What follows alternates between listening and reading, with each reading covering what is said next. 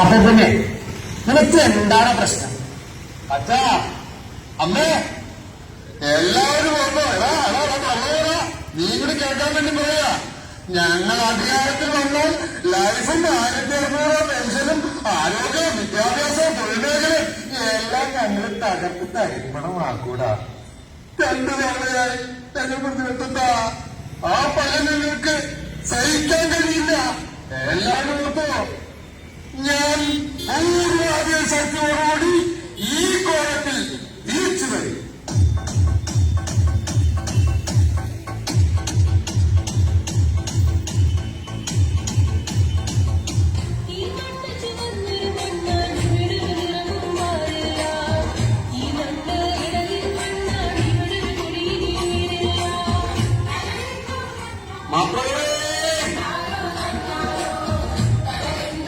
ഞങ്ങൾ എന്ത് പാർട്ടിക്കാരാണെങ്കിൽ ഒരു നാണയത്തിന്റെ 2 വശങ്ങളാണ്.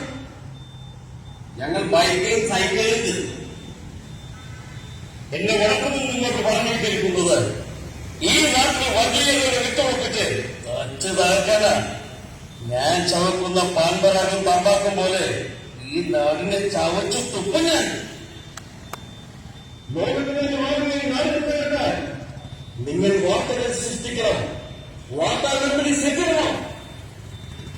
നുണകൾ 1000 വട്ടം 10,000 വട്ടം പറഞ്ഞ് സത്യമെന്ന് തോന്നിപ്പിക്കണം.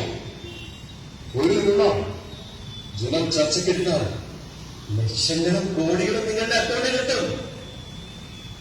കഴിഞ്ഞ തവണ തെരഞ്ഞെടുപ്പിന് മുമ്പ് എന്ത് തള്ളു?